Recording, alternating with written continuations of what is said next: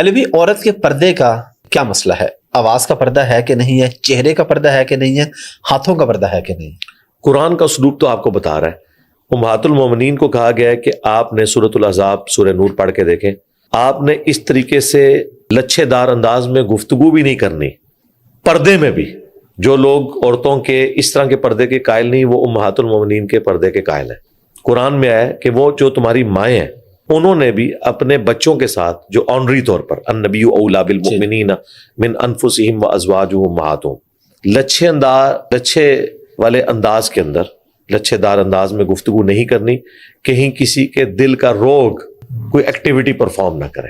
کس کے ساتھ؟ ماں کے ساتھ, جو آنری طور پر ماں ہے. بالکل. تو باقی تو پھر شائی کوئی نہیں نا. یعنی عورت کی گفتگو اس طرح کی نہیں ہونی چاہیے. اس سے آپ کو عورت کے آواز کے پردے کا پتہ چل گیا. ہم نہیں کہتے کہ عورت مرد سے گفتگو نہیں کر سکتی. یعنی عورتیں جب بازار جاتی ہیں سودا صرف لینے کے لیے تو مردوں سے گفتگو کرتی ہیں, بالکل جائز ہے, کر سکتی ہیں, لیکن لچھے دار انداز میں نہیں ہوگی, ایسے انداز میں نہیں ہوگی جس میں ان کی آواز کی اٹریکشن کی طرف وہ ہوں. لیکن یہاں دیکھنے کو یہی آیا ہے کہ عورتیں اپنے خامدوں, اپنی نندوں, ساسوں کی شکایتیں دکانداروں کو جا کے کر رہی ہوتی ہیں, اور دکاندار بھی بےچارے ایک ایک گھنٹہ بیٹھ کے ان کی گپیں سنتے ہیں, حالانکہ انہیں کوئی غرض نہیں ہوتا, اور پھر اسی سے معاملات آگے چلنا شروع ہوتے ہیں. گفتگو کریں لیکن یہ والا معاملہ نہ ہو. باقی عورتوں کا کوئی کام نہیں ہے کہ مردوں کو کوئی درس و تدریس کرے, مرد ہی کریں گے انہیں.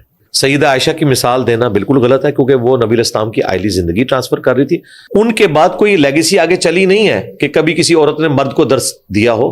مرد ہی درس دیتے تھے مردوں کو, اور وہ اپنی عورتوں کو سکھاتے تھے. ٹھیک ہے. تو عورت کو اللہ تعالیٰ نے آنر دی. عورت کا مطلب ہی عربی میں پردے کی چیز ہے. ستر عورت کہتے ہیں آپ اپنے ستر کو, اچھا چھپانے کی چیز.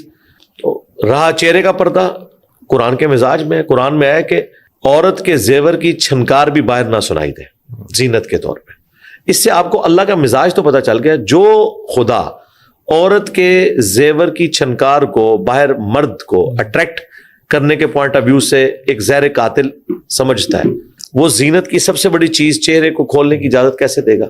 جتنی احادیث اس حوالے سے پیش کرتے ہیں زیادہ تر کیٹاسٹرافک کنڈیشن کی ہے, میدان جنگ کی, یا آیت پردہ نازل ہونے سے پہلے کی ہے. اما عائشہ سلام اللہ علیہا کی جو افک والی حدیث ہے, جو آپ کے اوپر منافقین نے تہمت لگائی تھی برائی کی, اس میں الفاظ ہیں کہ نبی علیہ السلام نے ایک صحابی کی ڈیوٹی لگائی ہوتی تھی کہ جب وہ قافلہ آگے موو کرتا تھا تو وہ پیچھے چھوٹ جانے والے سامان کو ریٹریو کرتے تھے کہ کوئی بھول نہ جائے. اور اسی چکر میں وہ آئے تھے. اما عائشہ کا ہار گم گیا, اور چونکہ ہودج میں بیٹھے ہوئے پتہ نہیں چلتا تھا, وہ آگے چل پڑے. اما عائشہ وہیں پہ بیٹھ گئیں, اور وہ کہتی ہیں میں نے اپنے اوپر یوں پردہ کر لیا اور مجھے اونگ آ گئی. اسی دوران میرے چہرے سے پردہ ہٹ گیا, اور اس صحابی نے جب وہ سامان کی تلاش میں آئے تو دیکھا میں بیٹھی ہوئی ہوں, تو انہوں نے بلند آواز سے پڑھا انا للہ و انا الیہ راجعون. وہ کہتی ہے میں نے فوراً اپنا چہرہ ڈھانپ لیا. اما عائشہ کے الفاظ ہیں انہوں نے مجھے پہچان لیا کیونکہ آیت پردہ نازل ہونے سے پہلے انہوں نے مجھے دیکھ رکھا تھا. لہٰذا بخاری مسلم کی حدیث یہ بتا رہی ہے کہ اما عائشہ آیت پردہ کے بعد پردہ کرتی تھی, حالانکہ وہ ماں ہے. پوائنٹ ٹو بی نوٹڈ, ماں ہو کر جن کے ساتھ نکاح ہمیشہ کے لیے بین کر دیا ہے. قرآن میں سورۃ الاحزاب میں ہے کہ اللہ کے نزدیک بہت بڑا جرم ہے کہ نبی کی وفات کے بعد ان کی بیویوں سے کوئی شادی کی کوشش کرے, یہ امت کی ماں ہے. اچھا, اور پھر دیکھیں اس مرد کو اللہ نے کیا آنر دی. اسی مرد کے ساتھ منافقین نے یہ برائی والا معاملہ جوڑا تھا, اور اللہ تعالیٰ نے اسے جوانی میں موت دی. اس کی شادی بھی نہیں ہوئی, وہ کمارا گیا دنیا سے. اور اما عائشہ اس چیز کا ذکر کرتی تھی کہ جس مرد کے ساتھ انہوں نے مجھے جوڑنے کی کوشش کی, اللہ نے اسے کسی عورت کے ساتھ بھی نہیں جوڑنے دیا, وہ کنواری حالت میں دنیا سے گیا. یہ بخاری مسلم میں موجود ہے. تو سیدہ عائشہ کی حدیث واضح بتا رہی ہے. پھر قرآن میں باقاعدہ ایک تو سینے پہ اوڑھنی لینے کا, جلباب کا ذکر آیا ہے, گھونگھٹ نما, اسی کی ماڈرن فارم یہ برقع ہے. البتہ یہ جو برقع اس سخت نوعیت کا کہ ہاتھوں میں بھی دستانے پہنائے ہوئے, یہ پردہ کو نہیں, یہ غلوف کے درجے میں. یہ عمومی زینت جو قرآن میں ہے نا, جو کھل جائے خود بخود, ٹخنوں سے نیچے یہ ہاتھ, اس کے اوپر تو قرآن نے قدغن نہیں لگائی ہوئی ہے. لیکن جو چیزیں چھپانے والی ہیں وہ عورت نے چھپانی ہے, اور اس میں برقعے کا کالا ہونا ضروری نہیں ہے, وائٹ بھی ہو سکتا ہے. برقع ہونا بھی ضروری نہیں ہے, بڑی چادر بھی ہو سکتی ہے. ایران میں آپ دیکھیں عورتیں بڑی سی چادر لے کے یوں انہوں نے چادریں پکڑی ہوتی ہیں. اب رہا چہرے کا پردہ, ہمیں یہ بات ماننے میں کوئی آر نہیں ہے کہ ہمارے اسلاف میں فقہا میں چہرے کے پردے کے حوالے سے اختلاف تھا. امام خمینی نے چہرے کے پردے کے جواز کا فتویٰ دیا، اگرچہ اہل تشیع کے ہاں بھی چہرے کے پردے کو پریفریبل کہا گیا ہے، لیکن انہوں نے کہا کہ ہاں چہرہ کھول سکتی ہے، باقی جسم کا وہ پردہ کرے گی. بالوں کا پردہ تو سارے مانتے ہیں، باقی جسم کا، سینے کا ابھار نظر نہ آئے، ظاہر ہے وہ اللہ تعالیٰ نے ایک اٹریکٹفل چیز عورت کے لیے رکھ دی ہے نیچرلی. البتہ میں یہ کہوں گا کہ میں ان فقہا کے ساتھ ہوں جو چہرے کے پردے کو ضروری سمجھتے ہیں. ٹھیک ہے. اور آج کے پرفتن دور کے اندر جو صورتحال ہو چکی ہے اس میں تو پردہ پلس ہونے والی بات ہونی چاہیے. اگرچہ عورتیں بھی مسجد میں اعتکاف کریں، سنت یہی ہے، امہات المومنین بھی بخاری مسلم میں ہے کہ مسجد میں اعتکاف کرتی تھی.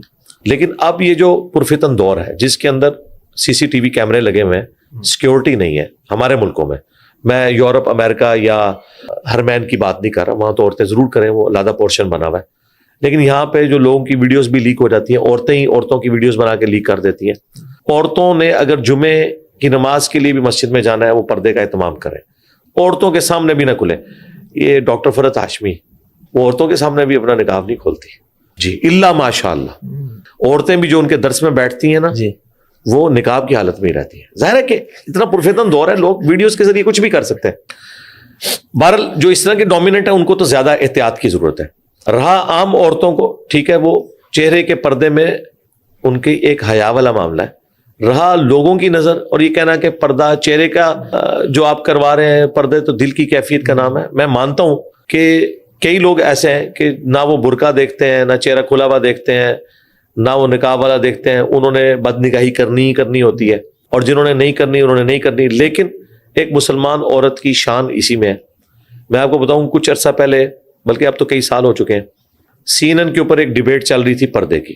ایک عرب عورت بیٹھی ہوئی تھی بال کھولے ہوئے، دوسری طرف ایک فرینچ میکینیکل انجینئر، میری بھی انجینئرنگ میکینیکل میں، اس نے پورا حجاب کیا ہوا تھا، بلیک کلر کا نقاب سب کچھ. وہ پردے کے حق میں دلائل دے رہی تھی، اور وہ عورت تھی جو نیو مسلم تھی، فرینچ، اور یہ نسل مسلمان ہے، جو کچھ بھی ہے تیرے محبوب کی امت سے.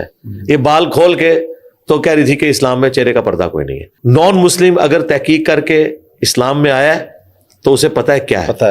یوسف ایسٹس نے بڑی اچھی بات کی تھی کہ ایک نان مسلم کرسچن خاتون تھی، انہوں نے اسلام سٹڈی کیا اور انہوں نے کہا کہ یوسف میں اسلام قبول کرنا چاہتی ہوں، لیکن یہ جو پردے والا معاملہ ہے یہ میں نہیں کر سکتی.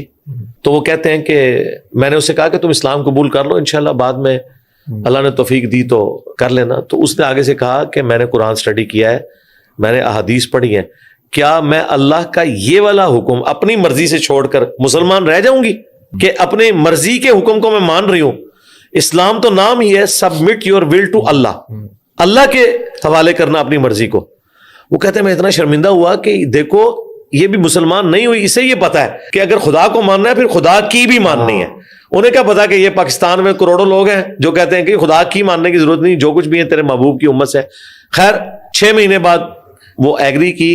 یوسف ایسٹس نے اس وقت کہا کہ آپ ابھی کلمہ پڑھ لیں، لیکن اس نے نہیں پڑھا. شرعی مسئلہ وہی ہے جو یوسف ایسٹس نے بتایا جی، کیونکہ زندگی موت کا پتہ نہیں. جی جی بالکل، ہاں یہی ان کو کہنا چاہیے تھا. لیکن اس میں وہ جو عبرت حاصل ہوئی ہے کہ ایک نان مسلم جب اسلام کو سٹڈی کرتا ہے اسے تو پردہ نظر آ رہا ہے، مسلمان جو ہے وہ پردے کا اتنا بڑا دشمن بنا ہوا ہے، اللہ ماشاءاللہ. لیکن اللہ کا شکر ہے دنیا میں جتنے ریلیجس لوگ ہیں جو ڈومیننٹ پوزیشن کے اوپر ہیں، وہ جماعتیں جو دین کا کام کر رہی ہیں، خواہ وہ تبلیغی جماعت ہو، دیوبند کی، بریلویوں کی دعوت اسلامی ہو، اہل حدیث کی جماعتیں ہوں، ڈاکٹر فرحت ہاشمی ہو، ڈاکٹر اسرار صاحب ہوں، ڈاکٹر ذاکر نائک ایک چہرے کے پردے میں تھوڑی سی کمزوری انہوں نے دکھائی ہے، اپنی وہ فیملی کو کرواتے ہیں بہرحال. وہ باقی تو اوور آل کلچرل مسلمانوں میں نسل در نسل یہ چیز چل رہی ہے، اور میں اسی موقف کے ساتھ ہوں کہ چہرے کا پردہ ہونا چاہیے. میری وائف شادی سے پہلے نہیں کرتی تھی تو میں نے شادی سے پہلے ہی شرط رکھی تھی. اور جن لوگوں کو شوق ہے نا ان کی بیویاں پردہ کریں، یہ سارے معاملات شادی سے پہلے طے کرنے چاہیے. شادی کے بعد اگر آپ زبردستی کرنے کی کوشش کریں گے تو بعض اوقات اختلاف اس لیول پہ بڑھ جاتا ہے کہ علیحدگی ہو جاتی ہے. تو آپ ایسی جگہ پہ ہاتھ ہی نہ ڈالیں جو آپ کے مزاج کے لوگ نہیں. یہاں کئی مذہبی لوگ ہیں،